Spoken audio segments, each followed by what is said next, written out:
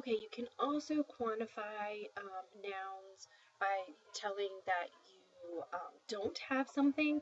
And there's a couple ways to do it. And on this side over here, we're going to mark all of the ones that can be used. There's more than one right answer. So to indicate the absence of something, you can use no. You could also use no plus nada de. So no hay azúcar, there's no sugar. No tengo harina, I don't have any flour. No pongo sal en la ensalada, I don't put salt in the salad.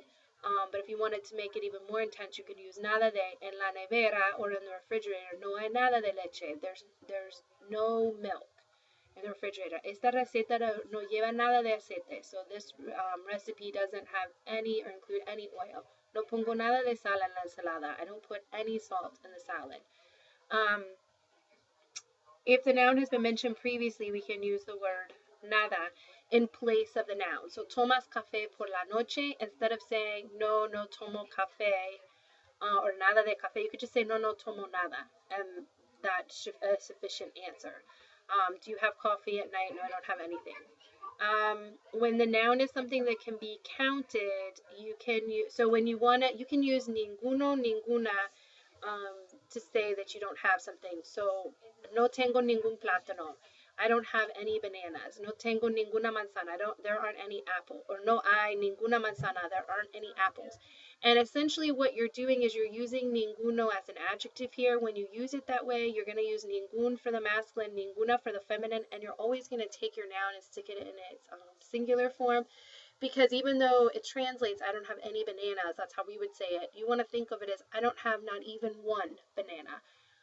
There isn't even one apple, okay? And so these are always in the singular form.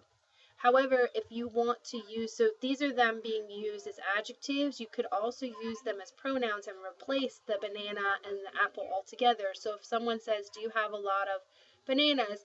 You could say, no tengo ninguno. So remember, most words that end in O, if they're then used as an adjective and placed in front of a noun, they'll drop their O. Just like uno, when you say one, it's uno. But when you want to say you have one book, it's un libro. Or if you have 21, if the number 21 is 21, but if you have 21 books, they're 21 libros. And remember, it's buen alumno, alumno bueno. So just remember that any word that can be used as an adjective placed in front of a noun, if it's a masculine singular word that's being used as an adjective placed in front of a noun, it's going to drop its O. But it keeps it, so when you're using it as an adjective, it's ningun, ninguna. When you use it as a pronoun, you've got ninguno, ninguna. You've got to add that O back on. So, ¿tienes muchos plátanos? No, I don't have not even one. No tengo ninguno. We all know we're talking about plátanos because plátanos was in the question, but in our answer, I've taken it out. I've replaced it with ninguno. Hay manzanas? No hay ninguna. There's not even one. Okay, so over here, we can mark all that would apply. There's more than one answer. So, se añade, you can add bastante pimienta. You can add, and that's it for this one. And the reason being is you've got to make it agree. Over here, we've got the affirmative and negative quantifiers. Pimienta is singular, so you can only have a singular adjective. All of these are plural, wouldn't work. El cocido, or the stew, no lleva ningún sal, not even one piece of salt. Nada de sal, no lleva suficiente sal, or no lleva, oh, hold on, I'm wrong. Sal is feminine, so ningún would not work. If it was ninguna, el cocido no lleva ninguna sal, that would work. But we could do nada de sal, suficiente, because if an adjective ends in E, that's the masculine and the feminine form, and mucha is feminine. So it's saying that the stew has no salt, sufficient salt, or enough salt, or a lot of salt. Para mí, blank vino, por favor. Nada de vino, no wine. For me, no wine. Para mí, you can't use mucha because vino is masculine. If it had been mucho, that would work. Un poco de vino, that would work. And we can't use ninguna because it should be ningún vino. You would need it to be masculine. Ustedes comen blank pasteles. We can't use demasiadas because pastel is masculine and demasiada is feminine, but you can use muchos. Ustedes comen muchos pasteles, and that's it. We can't use poca or demasiada because they're all feminine.